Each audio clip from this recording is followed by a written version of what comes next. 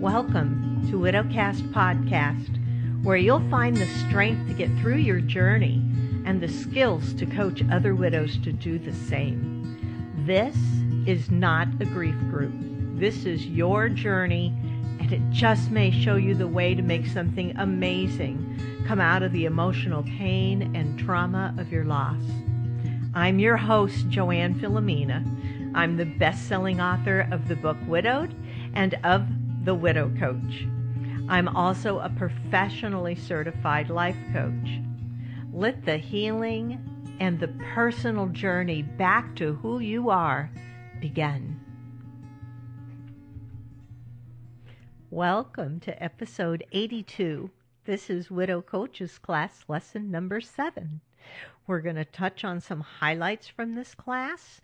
In class 7, we learn about holding space for another widow, or really holding space for anyone in distress.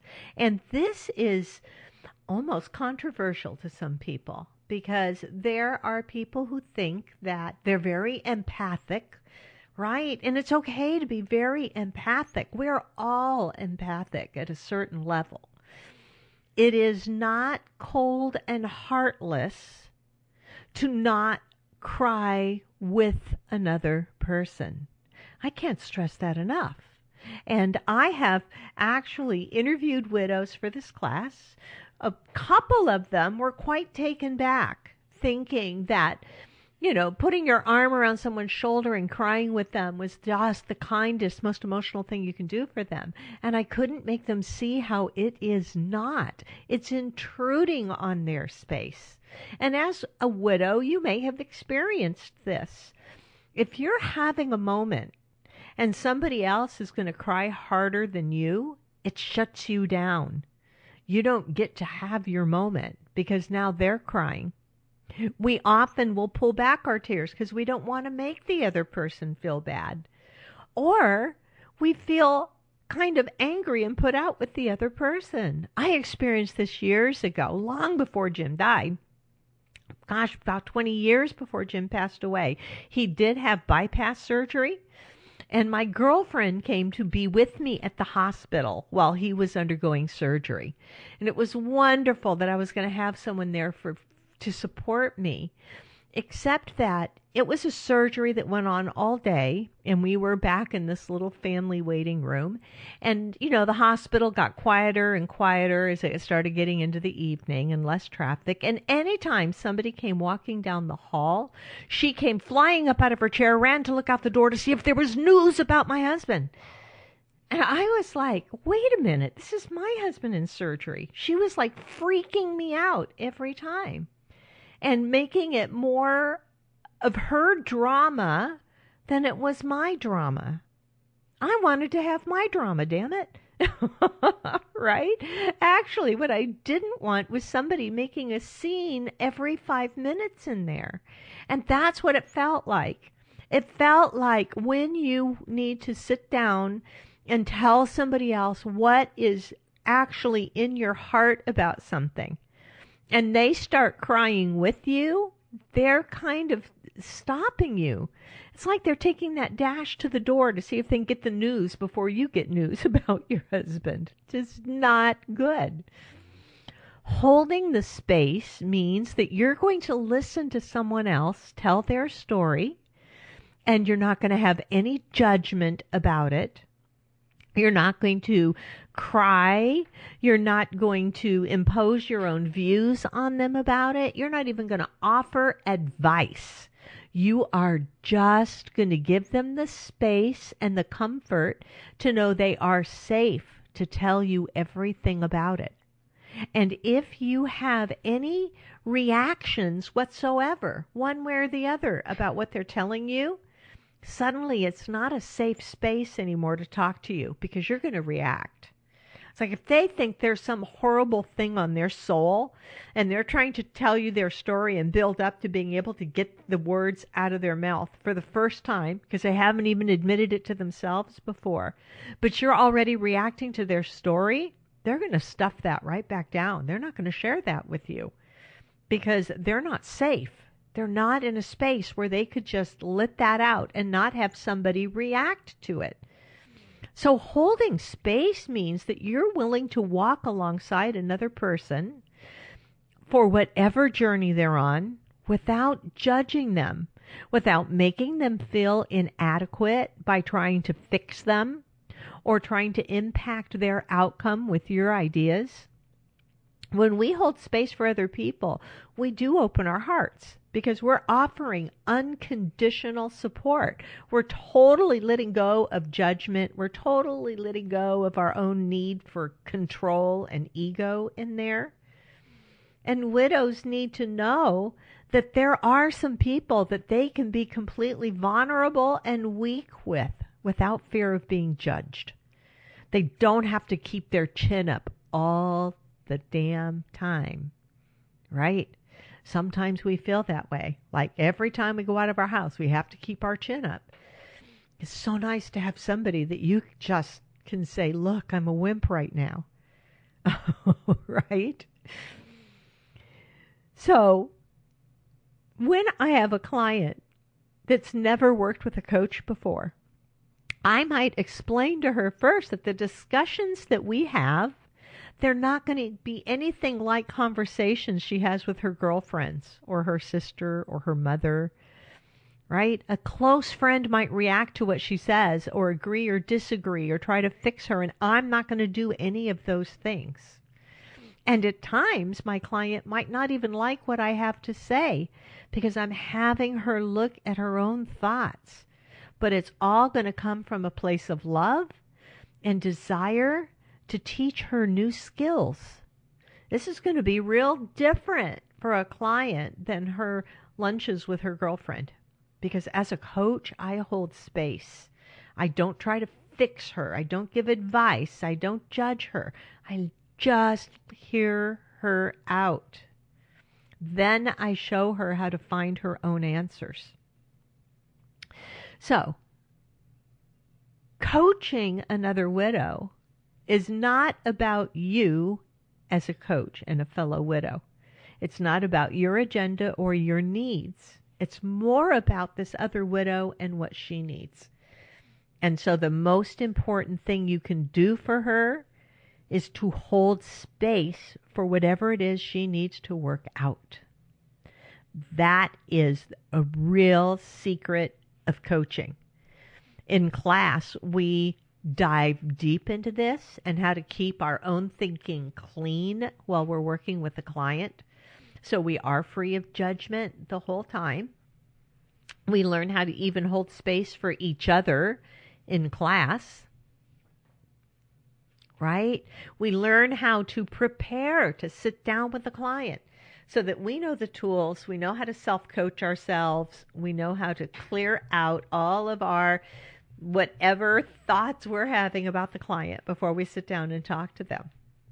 And then we're ready. We're ready to sit with the client and have no judgment whatsoever about what she's experiencing. A great example and exercise is to pretend there's another widow that you're going to sit down with, and everything you know about her before sitting down are that she has kids, she's finished college, she's bought 2 houses since she was 25, she gets to work from home, and she worked at Disney World when she was in college. Negative events for her are her husband passed away a couple years ago. She does not get along with her mom. When her work makes her go back to the office occasionally, she has to go in and she has to commute an hour, and she hates that. She's uncomfortable around her husband's family.